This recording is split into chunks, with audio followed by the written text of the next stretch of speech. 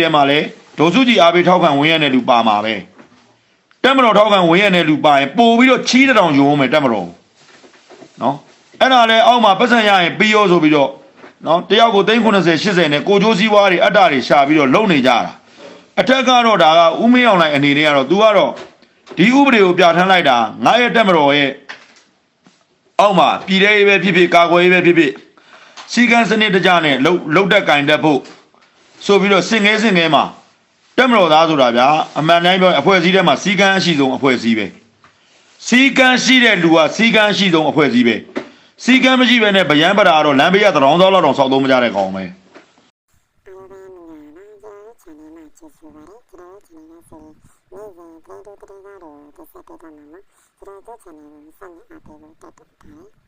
ဒါနာတွေအကုန်လုံးနေပြီးတော့ပြောင်းလိုက်တယ်ရွှေ့လိုက်တယ်လမ်းတွေကိုမှဖောက်ပေးထားတယ်လိန်အောင်ဆင်းလို့ရတယ်ဗျာလမ်းတွေကအရေးချောင်းဆိုလို့ရှိရင်အရေးချောင်းဆိုလိန်အောင်ဆင်းလို့ရတဲ့လမ်းတွေအဲ့လိုတောကြုံအုံကြားတဲ့ကိုမျိုးကြီးတစ်မျိုးဖြစ်ဒါပေမဲ့အခုချိန်မှာလိုင်းကားတို့ဘာလို့ဆိုတာတွင်ကြဲမရှိသေးပေမဲ့နော်တိုင်းပြည်တပြည်ရဲ့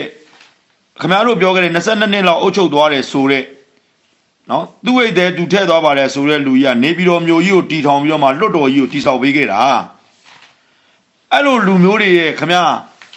အုံနောက်တွေစစ်တပ်မှာအဲ့လိုလူမျိုးတွေအုံနောက်ကြီးတယ်ကျုပ်တို့မမြင်နိုင်တဲ့နိုင်ငံခေါင်းဆောင်တွေဆိုတာအဲ့ဒါကိုပြောတာနော်ကျုပ်တို့ကဘားရွှေယူအမြဲတမ်းကျေးဇူးတင်တယ်အဲ့တော့ခင်ဗျားတို့အဲ့ဒီလိုနေပြီးတော့လို့နေရဝရဝင်းကြီးမှာ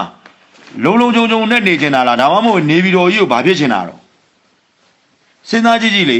အဲ့တော့အဲ့နေပြီးတော့မှရှိနေတဲ့ခင်ဗျားတို့အခုစစ်မှုထမ်းကိစ္စကတော့ရှိမှာပေါ့ဗျာဒါကတော့စစ်မှုထမ်းကိစ္စကကျွန်တော်တို့လည်းတွင်ကြဲអော်တာပဲပြောပေးတာပဲနော်ပြည်သူစစ်မှုထမ်းဥပဒေဆိုပြီးတော့ထုတ်လိုက်တယ်အောက်ကလူကပတ်စံရှိတဲ့လူမရှိတဲ့လူကိုကြတော့မရှိရင်မရှိသလိုဆွဲတယ်ရှိရင်ရှိတဲ့လူကြတော့ပတ်စံယူပြီးတော့မှလွတ်ပေးတယ်ဒါတွေလည်းကျွန်တော်တယောက်တည်းမဟုတ်ဘူးဗျာဟိုမှာကိုကျော်စိုးဦးတို့ကိုကျော်မျိုးမင်းတို့ညီမလေးသဇင်ဦးတို့ဟိုညီမလေးပုထုမတို့နော်စနိုက်ပါစုတို့ကျွန်တော်ပါဝင်ပောက်ကိုတော်ဆရာတော်ဘုရားတို့အားလုံးဝိုင်းအော်ပေးတာပဲပြည်သူလူထုအတွက်ဒါမျိုးတွေအောက်မှာဖြစ်နေတယ်ဆိုတာဒါပေမဲ့အမိန်နာခံမှုမရှိတော့တဲ့နေရာမျိုးမြင်နေရတယ်နောက်တော့စင်ငဲဥမာတကူကမန္တလေးတိုင်းမှုပေါ့ငါအောက်မှာဒါတွေဖြစ်နေတယ်ဒါတွေမှန်ကန်လားတိကျလားဥပမာတကူပေါ့နော်အရေးယူဆောင်ရွက်ခြင်းမရှိဘူးဘာပဲပြောဒီစစ်မှုထမ်းဥပဒေဆိုလဲတရားမျှမျှတတနဲ့တမာတမတ်ကြအောင်နော်အစင်းစစ်ကိုကဲအုပ်ချုပ်ပြီးတော့မှလောက်ရမှာနော်အားရဟိုလူနဲ့ပေါင်းလိုက်တယ်ဆွဲလိုက်တယ်ပတ်စံယူသွားတယ်ကျွန်တော်တို့ကဘယ်ဘက်မှမလိုက်ဘူးအဲ့ဒီစစ်မှုထမ်းဆွဲခံရတဲ့ကလေးနော်တက်မတော်မှာသူကျင်းဝင်60နဲ့သူကသူအညီနဲ့ကပတ်ကိုဘလို့ပတ်ရမယ်သပင်ကိုဘလို့ထားရမယ်လက်သေးဘလို့ညှက်ရမယ်နှခမ်းဝေးဘလို့ရိတ်ရမယ်ဟုတ်လားတန်းတော့ဘလို့စီရမယ်သူကပြောပြီးသားအဲ့ဒါတွေကိုမလိုက်လာနိုင်တဲ့လူကအခုကိုကျိုးစည်းဝါအတ္တရှာတဲ့လူကအဲ့ဒါလမ်းဘေးကတောင်းစားပဲဒါကျွန်တော်ကဒါရိုးရှင်းပြောပြတာနော်အဲ့တော့ကျတော့အဲ့ဒီပြည်သူစစ်မှုထမ်းဥပဒေကလည်းတစ်မျိုးတိုင်းပြည်မှာဝိုင်းပြောကြတယ်ဝိုင်းတွန်းကြတယ်အကုန်လုံးကျွန်တော်တို့လိုစပီကာသမားတွေအသက်တွေရင်းပြီးပြောပေးတယ်ပြောင်းလဲမလာဘူးဆွဲနေတော့မယ်လုံနေတော့မယ်အထက်ကလည်းတာဝန်ရှိလားဆိုငါနဲ့မဆိုင်ဘူးဟာထွေရုပ်သွားပြောလို့ဟာငါနဲ့မဆိုင်စရာအကြောင်းမရှိဘူးနော်ဘာမှတိုင်းပြည်အရေးအားလုံးနဲ့ဆိုင်တယ်နော်ဆိုင်တယ်ကိုသိတယ်ဆိုရင်ကိုတက်နိုင်တဲ့ဘက်ကကူညီပေးရမယ်ဟုတ်လားဘယ်မှာဖြစ်နေရတော့ငါလမ်းပေးမယ်အဲ့ထွေအုပ်ကိုဥပမာတခုပေါ့ဗျာကာနေကြီးလောက်ပဲဖြစ်ဖြစ်ဗျူဟာမှုပေါ့ကာနေကြီးအဲ့လိုကိုစကမ်းမှုဆိုတာရဲမဟုတ်စစ်တပ်မှာလည်းစကမ်းမှုဆိုတာရှိတယ်နော်ငါလမ်းပြောပေးကြည့်မယ်မေးပေးကြည့်မယ်ဟုတ်လားဘယ်နဲ့ဒီလောက်ကလေးတော့ပြည်သူလူထုကိုကူညီမှာပေါ့အဲ့ဒါမှတက်မတော်ကိုချစ်တဲ့စိတ်တက်မတော်ကိုယုံကြည်တဲ့စိတ်အားကိုးတဲ့စိတ်ဝင်လာမှာလေအဲ့မှတက်မတော်ပုံရိပ်မကြမှာလေအဲ့တော့အဲ့ဒါတက်နော်ပြောချင်တာဆွမ်းနာလို့တက်မတော်နေရာမှာနေခြင်းနဲ့အခုဒီစစ်မှုထမ်းဥပဒေကတက်တော်ရနေကျွန်တော်အဲ့ဒါအောက်မှာလာရေးမှာစစ်မှုထမ်းဥပဒေကမင်းတို့စစ်သားတွေကဆွဲနေတယ်ရဲတွေကဆွဲနေပြောမှာဆိုလို့အခုကျွန်တော်ပြင်ဦးလွင်မှာနေတယ်စစ်သားတယောက်ကခင်ဗျခေါင်းဆွဲတပွဲစားပြီးပတ်စံမပေးသွားတာမရှိဘူးခင်ဗျားတို့အိမ်မော်တက်လာပြီးတော့ထမင်းကျွေးကွာငါလုံးမငါရက်တိုက်လို့ပြောတယ်တယောက်မှမရှိဘူးနော်တက်ပိုင်ပြီအခုတောင်ကြီးမှာဖြစ်ဖြစ်ပြင်ဦးလွင်မှာဖြစ်ဖြစ်နေပြည်တော်မှာဖြစ်ဖြစ်သွားခင်ဗျားတို့အနိုင်မကျင်ဘူးနော်ခင်ဗျားတို့တပုံလောက်တော့တပုံများခင်ဗျာတပုံနဲ့ဘ တပုံလောက်နဲ့ဒီတက်မတော်တွေကိုခင်ဗျားတို့ကရှင်ကျင်ပြီးတော့မှကြီးတဲ့ခါကျရင်တပုံရဲ့ခင်ဗျားတို့ကတပုံတောင်းတာလေတပုံရဲ့အကျန်းဖက်ရုံမှအောက်တန်းကြသွားရိုင်းဆိုင်သွားဆက်ဆံတာနဲ့နော်တက်မတော်သားတွေခင်ဗျားတို့ဟိုမှာထားရှိထားတဲ့အရှိတရားနဲ့ကိုခင်ဗျားတို့နှလုံးသားမှာမြင်နိုင်အောင်ကြိုးစားကြည့်ပါလို့ခင်ဗျားတို့မျက်လုံးတွေနားတွေဖွင့်ပါလို့ပိတ်မနေပါနဲ့လို့ကျွန်တော်ကပြောချင်တာဟုတ်ပြီလားနော်အဲ့တော့စစ်မှုထမ်းဥပဒေကတော့ခင်ဗျားတို့လည်းကြိုးတို့လို့ဝိုင်းတက်ပြီးတော့អော်ပေါ့ဗျာနော်អော်ပေါ့အဲ့တော့ဟုတ်ပြီအဲ့ဒါတစ်ချက်နောက်တစ်ခုကကျွန်တော်အခုရည်လဲရည်ရှင်လို့ NUG ရတဲ့ကျွန်တော်တို့ကလူငင်းချမ်းသာရှိပုံရတယ်ဒီဇန်နဝါရီလ4ရက်နေ့မှာနော်အင်္ဂလန်ကတော့ဗာလဲဒေါ်စုကြည်ကိုလွတ်ပေးဖို့ဘာညာတောင်းဆိုနေတာရှိတယ်အဲ့တော့ NUG အစိုးရကဘာပြောလဲဆိုတော့သူတို့လူငင်းချမ်းသာလွတ်ပေးရတယ်169ယောက်ဆိုတာ196ယောက်ဆိုလားမသိဘူးသူတို့ကဘယ်ကလူတွေကိုလွတ်တာလဲအစိုးရဆိုပြီးတော့ဟိုမြန်မာနိုင်ငံဒူးကလက်ရှိလာသူအမိန်နဲ့တဲ့ဟာသူကဘယ်မှာနေတဲ့အစိုးရလဲဘယ်လိုအစိုးရမျိုးလဲကျွန်တော်လည်းနားမလဲဘူးဒီနေ့လဲအဲ့သူတို့ကအတန်လွတ်လိုက်တာကြောင်တောင်အင်းစိန်ထောင်တို့ဘာလို့တချို့ထောင်တွေရှေ့မှာဟာဒုံချင်းချမ်းသာလွတ်မယ်ဆိုပြီးတော့လူတွေရောက်နေတာမြန်မာပြည်မှာလေကျွန်တော်မဟုတ်ဘူးဗျာတခါလေးကြာရင်လေအုံနောက်လေးနဲ့စဉ်းစားချင်းချင်းပြီးယုံပါလို့နော်နောက်တစ်ခု KB အကြောင်းပြောအောင်မယ် KB ဇက်ပေးကိစ္စကလည်းတီးတန့်ပြောချင်တာအဲ့တော့ကျတော့လူတွေကလူငင်းချမ်းသာဆိုပြီးတော့မှအဲ့လိုမျိုးလုပ်တော့လူငင်းချမ်းသာကတော့ရှိလိမ့်မယ်နော်4ရက်နေ့လောက်ကြာရင်တော့ရှိကောင်းရှိလိမ့်မယ်